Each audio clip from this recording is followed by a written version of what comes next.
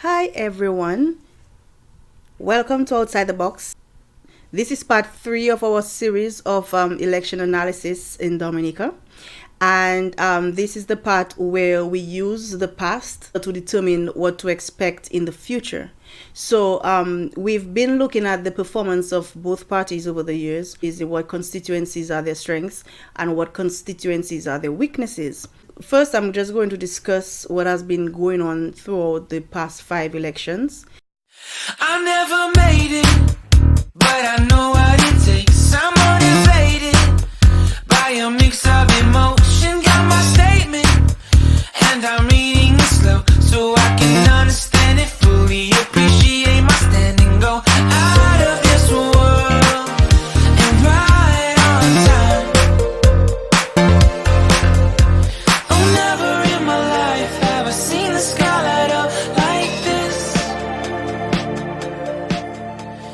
We are now looking at all the years next to each other, so you can see what has the performance been like against each other for the parties in terms of the wins. So what I have here, these are the margins of the wins, the size of the win for each of the past 5 elections. Casabros in 1995, the United Workers Party won by 25%.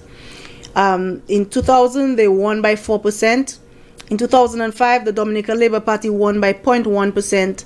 2009, the Dominica Labor Party won by 10%. And 2014, the Dominica Labor Party won by 9%. Right? So this is what it means here. Now, we're going to focus on 2014, although I have everything here so you can see the patterns and you can use it for reference for certain things. I'm not sure, but even further down in our analysis, you may be able to use those numbers to determine what's going on. You can see where each party strengthened. You can see also the pattern of wins, which party has won over the years, which constituencies are mostly red, which constituencies are mostly blue, which constituencies have been changing hands over the years, right? So this is what you can see from the history of the margins. The margin is the size of the win.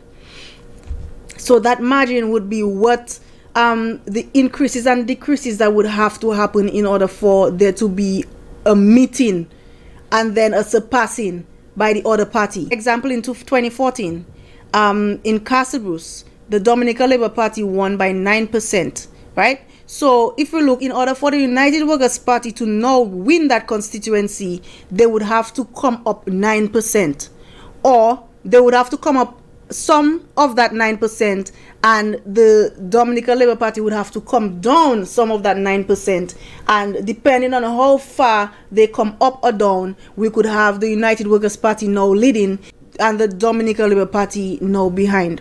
So this is the importance of the margin. Now, if you have a 52% margin like we have in Coliho, we would have a larger area for decreases and increases to happen in order for there to be a change in the constituency.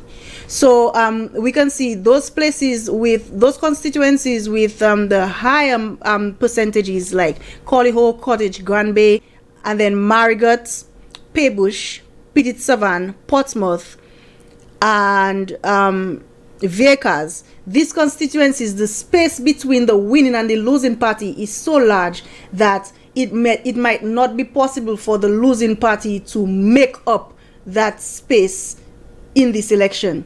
So the Dominica Labor Party and the United Workers Party seats are in the different colors. So for the United Workers Party seats, the Marigot seat, there's a 52% margin. So it's a very high margin. You would need 52% of increases and decreases in order to get them and to get the Dominica Labor Party to pass the United Workers Party. So this is what I'm basing my analysis, I'm basing my predictions, and basing my expectations on that margin from 2014. Constituencies that changed, like the Roseau North constituency. the Dominica Labor Party had a 4% win in 2009. Right now, that was a very low percentage. Therefore, it's not so difficult for the United Workers' Party to win that seat and then have a 17% margin in that constituency. So the United Workers' Party won that seat with 17% more than the Labour Party in the next election. We also have a 5% win for the Dominica Labor Party in Wesley, turning into an 8% win for the United Workers' Party in Wesley. So those small percentage wins are easy to turn into a loss for that party. So it's very likely that those low percentages could change hands or remain with the same party depending on what exactly happens in the constituency over the period. So you can look at the margins in 2009 and in 2014. Let's look at which margins increased from 2009 and which decreased from 2009 to 2014. In Cassibus, the Dominica Labour Party lead decreased by 1%. The Colliho, it decreased by almost 20%. Then the Cottage constituency also decreased by almost 20%. The Grand Bay constituency decreased by almost 20% as well. The Lapland constituency increased by almost 9%. The Mao constituency decreased by 11% between 2009 and 2014. Now, if you look, the Mao constituency, the percentage margin is very small. And according to my analysis, the Mao constituency is not a safe constituency, and it is as unpredictable, if not more unpredictable, than the Lapland constituency and the Cassibus constituency and the Wesley constituency. So the Wesley constituency, the Mao constituency, and the Lapland constituency are just as unpredictable as each other. So contrary to popular beliefs, the Maho constituency is not as safe or stable as we are being led to believe. Right? So just keep that in mind. Then the Paybush constituency, there's a decrease of about 15%. The Pidit-Savan constituency, there was a decrease of almost 40%. So there's like a 26% decrease in Portsmouth constituency.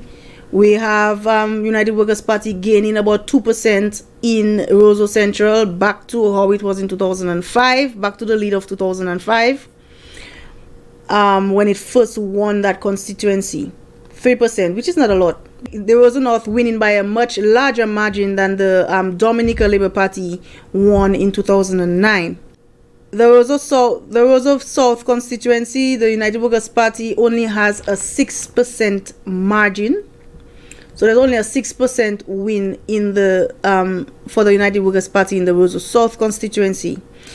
Previous to that, the Dominica Labor Party won by 27%. Then in the Roseau Valley, it went from 17% in 2009 to 6% in 2014. Then in Salisbury, you have a slight decrease by 2%, which shows that, you know, the Salisbury constituency is really stable. So in the Salibia constituency, the Labour Party increased their margin by 3%. A decrease also in St. Joseph by 6%. An increase in Soufriere by 2%. And in Viecas, a decrease of 4%. Wesley, it was changed over, so the United Workers' Party got 8% more than the Dominica Labour Party in the Wesley constituency.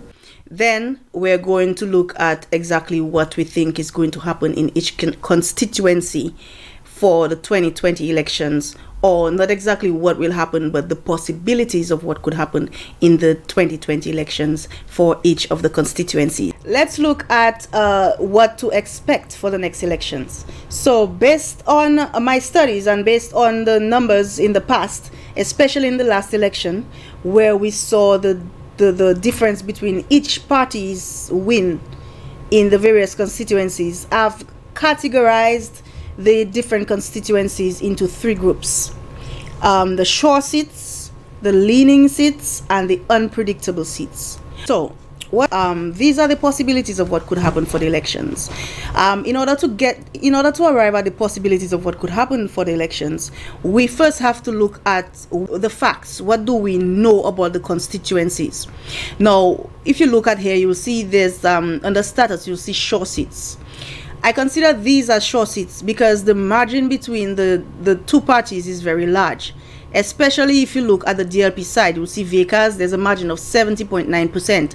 That margin is the gap between the Dominica Labor Party share of votes in the last election compared to the United Workers' Party share of votes. And in those constituencies being strongholds, there's nothing that has happened to cause such a large sway of votes from one party to another.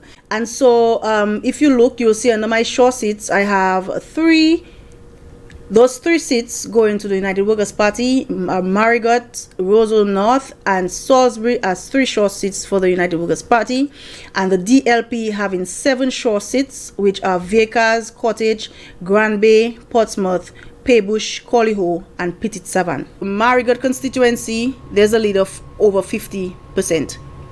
In the Roseau North constituency, although the lead is only 16.5%, but we have to take into consideration that this time the Dominica Labor Party does not have a United Workers' Party former candidate and former PAL rep as their candidate. They have a new person who has never run for that constituency before, who has just betrayed the United Workers' Party. Nobody who actually voted for the United Workers' Party in the previous election is going to vote for Joseph Isaac under the Labour Party. So this is not going to happen.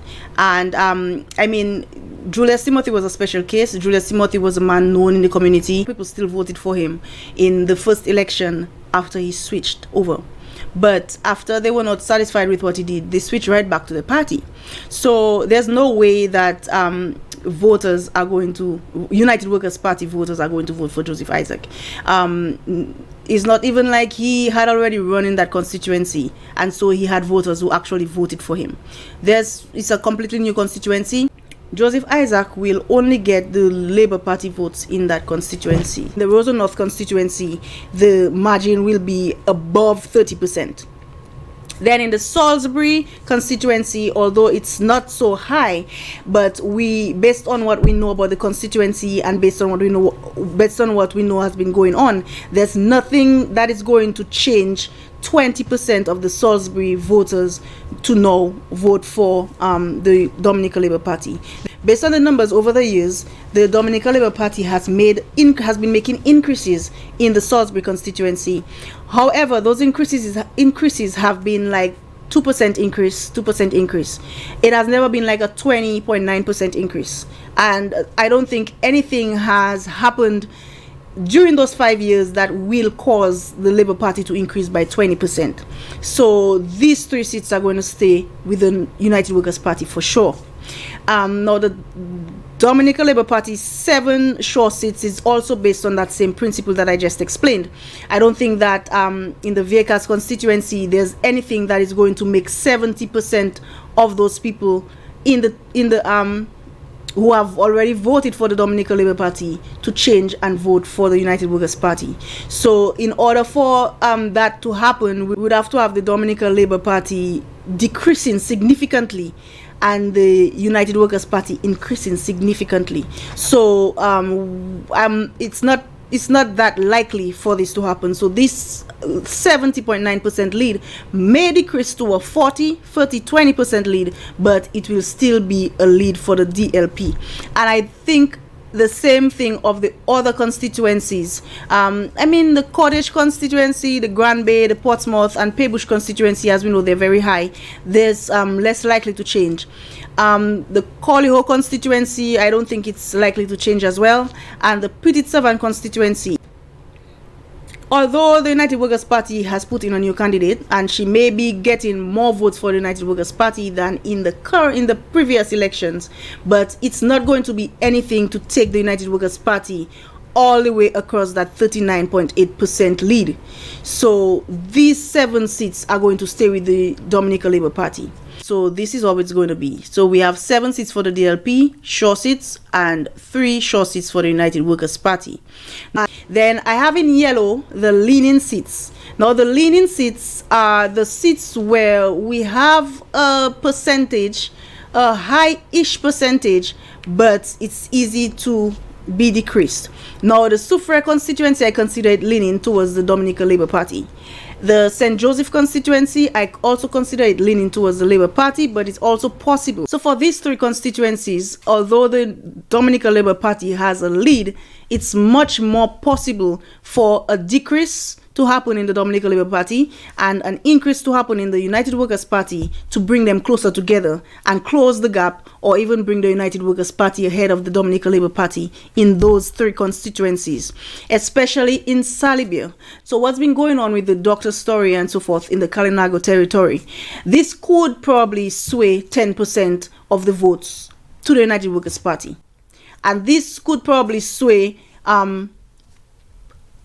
this would probably cause a decrease of 5%. Let's say if there's a 5% decrease in the Salibia constituency for the DLP, and there's a 10% increase in that constituency for the United Workers' Party, then it's possible that the Salibia seat could go to the United Workers' Party. Right? So currently, what we'll see is with everything remaining the same, those 3 seats could go to the Dominica Labour Party. However, out of those 3, it's more likely that the Salibia seat could go to the United Workers' Party as well. So what we have here are 3 seats that could lead either way. It could go to either of the parties.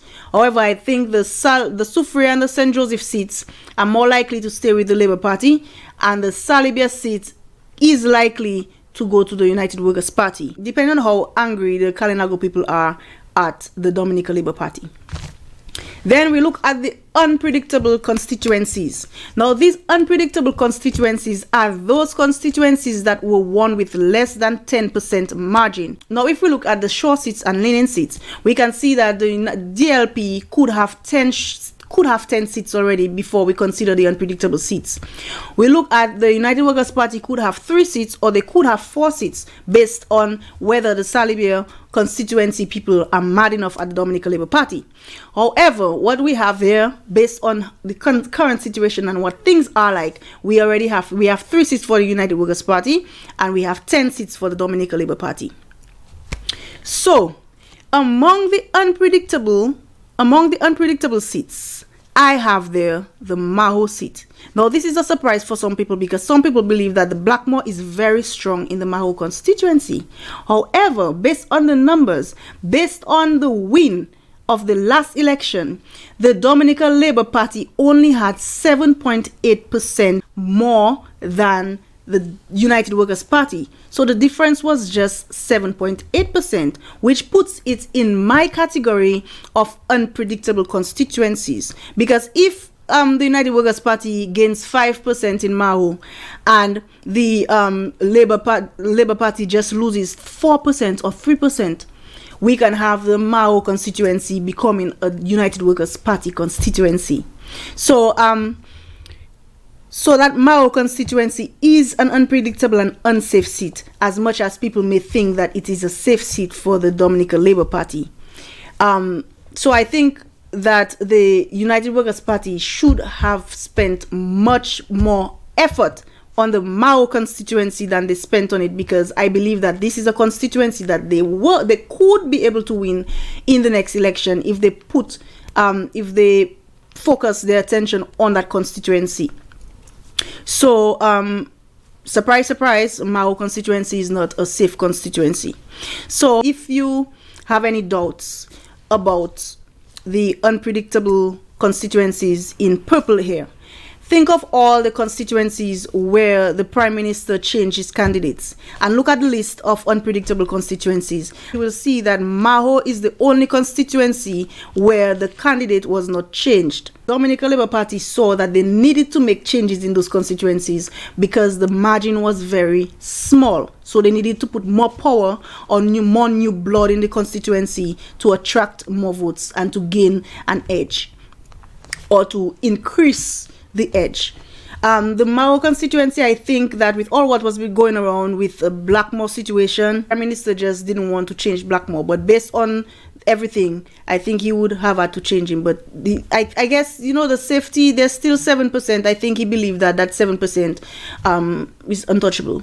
Petit Savan constituency, the reason for the change in the Petit Savan constituency had nothing to do with the performance of the PAREP, but it was to do with conflicts, internal conflicts between the candidate and the party, or the candidate and the leader, or whatever it was. So the only change that we see there is based on something else. Now the leaning seat, as we said, that leaning seat, that 12% is also low, so we can also see why Daru was removed from the Salibia seat as well, under the same considerations as the other changes in the seats. St. Joseph seat, it was changed because the current PAREP decided not to continue with the politics. So besides that, we have all the different changes happening in those unpredictable constituencies. So that should be some food for thought. So this is what I have here in terms of the general expectations of which are the sure seats, which may be leaning, and which ones are completely unpredictable. So in these 8 constituencies, anything can happen. Now, all these 8 constituencies can go to one party or they can go to the other. Is if the United Workers' Party gets the 3 sure seats, right? And they are not able to sway over those leaning seats, then they would have to get all these 8 seats in order to win. One scenario is that the Dominica Labor Party could win all those 3 leaning seats. So if the Salibia constituency stays with the Dominica Labor Party along with the Sufria and St. Joseph constituencies, then that means that the Dominica Labor Party would have 10 seats. In essence, since these would count already as 10 seats, the Dominica Labor Party would only need to win 1 more of those purple seats in order to win the election. They could win Mao seat, they could win Casablanca seat, they could win the Wesley seat, the Roseau South seat, Roseau North seat. Any one of those 8 seats in the purple area would give the Labour Party a victory. So they would only need to win 1 of those seats. Now, since a lot of people believe that the Mao seat is a Dominica Labor Party seat, then if you expect the Mao seat to be won by the Dominica Labor Party, that means all the Dominica Labor Party really has to win is the Salibia and St. Joseph seats. Now, let's look at the United Workers' Party's possibilities. Now, in that case, the United Workers' Party would have to win all the unpredictable seats in order to win. So if the United Workers' Party cannot sway the Sufria, St. Joseph and Salibia constituencies on their side, then they would need all those purple seats in order to add all the 8 purple seats in order to add to their 3 sure seats to make 11 seats. Right? Now, if let's say the Salibia seat goes over to the United Workers' Party, that means that the United Workers' Party would need the Casablanca seat in order to win. So in that situation there, we have the Salibia seat going to the United Workers' Party. If the St. Joseph seat stays with the Dominica Labor Party, then the Dominica Labor Party would only need one of those purple seats with Maho. Or they would need 2 seats. Whether they win or lose Maho, they would just need 2 seats from those purple seats in order to win. So there are many different possibilities and many different combinations that could put either the Dominica Labor Party or the United Workers' Party as the winner of the 2020 elections. I believe that the constituency that really is the game changer here is the Salibia constituency, because the Salibia constituency can be considered one of the possibilities for the Dominica Labor Party. But if the Dominica Labor Party loses the Salibia constituency, then they would need to have to win 2 of the other constituencies. So in order for United Workers' Party to win this election, they have to win either Salibia or St. Joseph, along with all those purple constituencies. So the La Plaine seat, Roseau South, Roseau Valley, Roseau Central, Montjean, Wesley, and Castle seat must be won by the United Workers' Party in order for them to win the election. So if they have all those seats, then they would only need Salibia or the St. Joseph seat. So these are the possibilities for the 2 parties in terms of what can happen and what cannot happen. So this has been a little bit of insight into the election for 2019, and so I do hope that everyone is aware of the possibilities, and so they pay special attention to exercising their rights to vote, especially in those constituencies that I have classified as unpredictable constituencies. Your vote is very important. So in order for you to ensure that your party wins the constituency, then everyone needs to go out to vote. So thank you very much, and I appreciate you listening to my video, and please exercise your rights to vote.